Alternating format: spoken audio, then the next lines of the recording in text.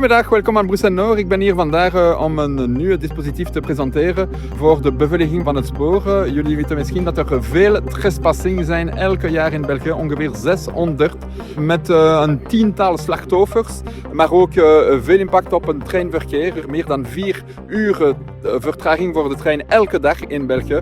Dus trespassing is een echt probleem voor ons en dus we werken aan oplossingen op maat voor elke hotspot die we hebben in België geïdentificeerd.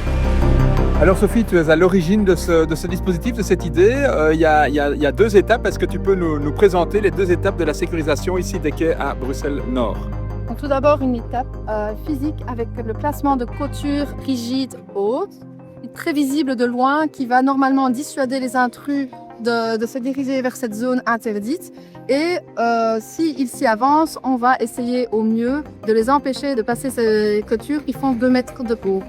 Quand bien même ici ils les franchissent, la zone ici où nous nous trouvons est équipée d'une détection anti-intrusion. Ils seront automatiquement détectés par l'intelligence artificielle. Et là, on sera envoyé au contrôle de room qui enverra des équipes du Signalbaai et la police des chemins de fer si nécessaire. Et de plus, un message vocal sur haut-parleur sera diffusé dans les 3 langues. Alors ici, la zone Bruxelles, c'était vraiment une priorité de sécuriser ici Bruxelles-Nord parce qu'on constate qu'on a quand même beaucoup de faits et que ceux-ci sont très impactants. Exact, nous sommes à l'entrée de la jonction Nord-Midi, donc chaque impact de coupure du trafic a un impact national, en effet boule de neige. Donc il était essentiel de sécuriser le bout des quais car il n'y avait encore pas grand-chose comme mesure indiquant aux gens de ne pas rentrer dans cette jonction depuis le bout des quais. Merci beaucoup et bonne continuation. Merci. Alors Jean-Luc Ruc, nous présentons ici un dispositif de sécurisation pour empêcher l'accès aux voies, un dispositif particulièrement important par rapport à la politique du gouvernement qui vise à assurer à la fois la sécurité ferroviaire et la sécurité publique. Il n'y a pas de petits efforts et ça pourrait sembler un peu anodin comme construction. En réalité, c'est très intelligent, c'est smart comme on dit, puisqu'il n'y a pas seulement une barrière physique, il y a aussi une alarme politique.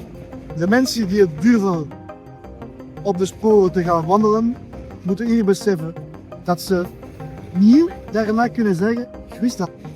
Ik heb dat niet gehoord, want het lawaai die gegeven is het lawaai die zegt tegen de mensen, ga achteruit. Je moet niet wandelen op sporen. Bedankt meneer de minister. Alors je suis ici avec le ministre président bruxellois qui fait chez nous une de ses premières sorties et ce n'est évidemment pas par hasard, monsieur le ministre. Non, ce n'est pas par hasard parce que forcément tout ce qui contribue à la sécurité des Bruxellois et des personnes qui se rendent à Bruxelles est une priorité pour le gouvernement bruxellois et donc c'était une évidence que d'être là aujourd'hui.